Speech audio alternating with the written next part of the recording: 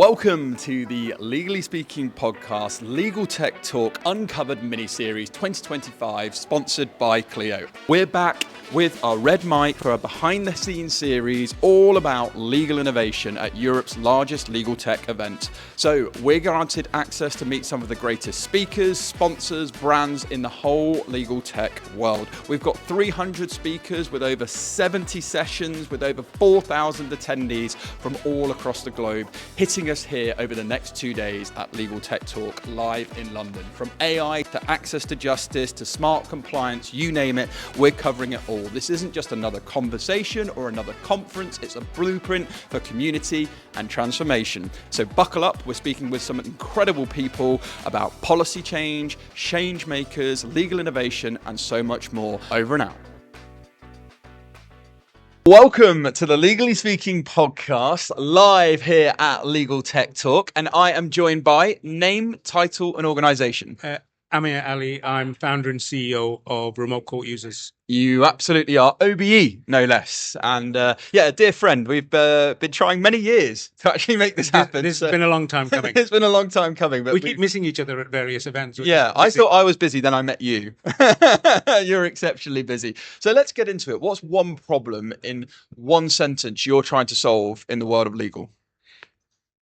The SME community in this country, the business community, the backbone of the economy in this country, isn't serviced as well as it could be when it comes to debt recovery, dispute resolution, litigation. The legal profession are very good at servicing the business community in all aspects of what they do, in all areas of what they do. But when a business is owed money for services that they've rendered, the system is slow, it's clunky, and that's what I'm going to try and resolve.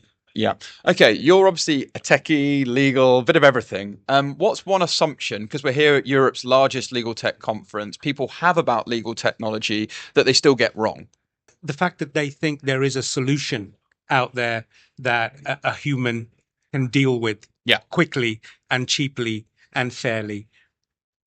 But it doesn't work like that. The legal profession it's run by humans. It's risk averse. They don't like change, and they have a monopoly. And I'm sorry. I mean, I can say that as a recovering lawyer. I did that for 21 years before I lost the will to live with administering the law. I wanted to enforce it, so I went in a different direction and joined the High Court enforcement sector for about 13 years. But then I fell into chairing.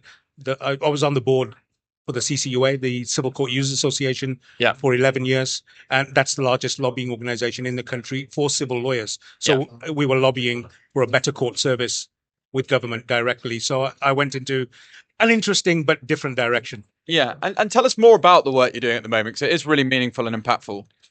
So Remote Court Users has been a number of years in the making. I'd say about 35 years in the making. Really got going. The thought process got going within the pandemic years. The idea, and we've only just launched Remote Court Users earlier on this year. Remote Court Users is going to be focused purely outward facing to the SME community in this country, every sector. And it's about reimagining debt recovery completely. Now, the service offering to the SME community is actually quite large, although there is a core element, a core business offering, core service offering, which is transferring a county court judgment to the High Court and going to then enforce that in the High Court. Now, currently, there are 120 odd thousand applications a year that go to court. Wow. That's not a lot, where the county court judgment can then be transferred to the High Court, and then you can get a High Court enforcement officer involved. There is a court fee to pay for each of those applications. So circa the Ministry of Justice and HMCTS get around £8 million a year from that one application. Absolutely fine. Remote Court Users has identified over a number of years that there are a further 650,000 applications a year that meet the criteria that could be fed into the system.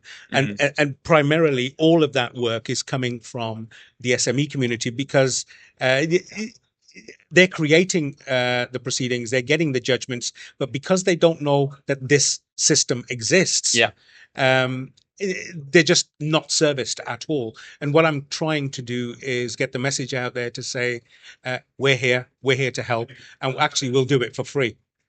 But what that means on the flip side is I then sat down with government to say, do you realize you could increase your fee income from this one application from 8 million to 54 million? Yeah. Help me do it. So one of the things we are doing with the Ministry of Justice and His Majesty's Courts and Tribunal Service, the court service, is to try and digitize that, because the only way we can deal with this is to digitize it. Yeah. So that's at the front end. But the vision, ambition, and direction of travel for remote court users is actually quite simple. It will be a non-for-profit. It is a non-for-profit. 10% of the profits will be paid to the staff. 20% will be retained, because I want it to be the only organization to do this one thing and one thing well, i.e. transfer county court judgments to the High Court and then use the High Court's service offering to go and collect that money. But 70%, and this is where it gets interesting, 70% of the profits of that company will be paid into a B Corp certified foundation. The foundation will be led by 3 ex-Supreme Court judges. They've all signed on board already. In fact, we lost Lord Igor Judge quite recently because he passed away. But there are 3 that have signed on board to run it, and there'll be a plethora of trustees. All of them come from the bench, and they will help me write the rules and regulations. So the greatest legal minds in this country will help me write the rules and regulations for it, and it'll have one job and one job only, and that is to offer legal advice to everybody in society that can't afford it. So legal aid, but legal aid 2.0. Our version of legal aid. The name of the foundation is, and we've already secured the name and the domain names, will be the Legal Aid Foundation. Yep.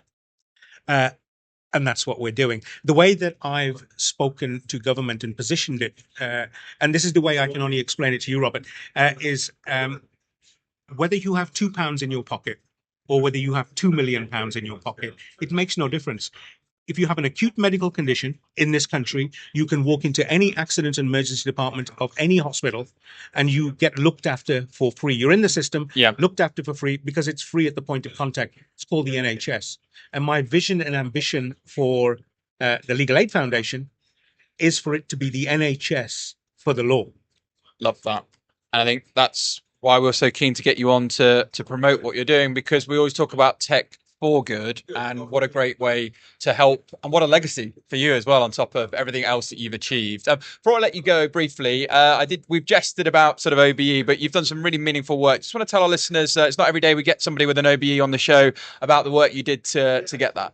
Again, I fell into it. It was by accident, not by design. I was lucky enough to be asked to join the largest lobbying organization in the country for lawyers, civil lawyers, and our mission then under my watch and now was to elevate the court service to give their customers a better experience, which they need to do, and that was the mission.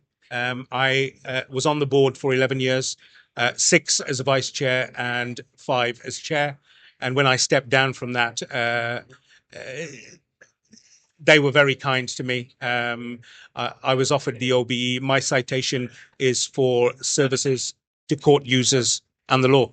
Yeah, and it's amazing. And huge congratulations. Okay, before I let you go, you're here, there, everywhere. You go to lots of conferences, but what's been your standout moment this year of Legal Tech Talk 2025?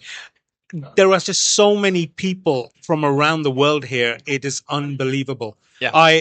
On the very first day, I sat in the front row to listen to the very first keynote speech for the day. I sat next to a gentleman who happened to be from the Ministry of Justice from Saudi Arabia. Wow. And you think, what? Where could you actually go to do that? Yeah. And it happens by accident, not by design. The one thing I have learned, though, is always be in the room. Go to these things, because you never know who you're going to sit next to. You never know where that conversation is going to go. Yeah. Always believe in that. Be open-minded, curious, active to meeting people. Amir, I'm so glad we've been able to make this happen. If people want to know more about you or indeed the great work you're doing, where can they go to find out more? Feel free to share any websites, social media handles. remotecourtusers.com. Everything is on there, both the service offering for remote court users, but also this vision and ambition for what comes next, which is what I'm actually excited about, which is the foundation, the Legal Aid Foundation. And here's to that. And we fully support that here at the Legally Speaking podcast. So it just leaves me to say thanks so much for joining me. It's been an absolute pleasure. Enjoy the rest of Legal Tech Talk. But from all of us, over and out. Thank you for listening to this week's episode. If you like the content here, why not check out our world-leading content and collaboration hub, the Legally Speaking Club, over on Discord. Go to our website, www.legallyspeakingpodcast.com, for the link to join our community there. Over and out.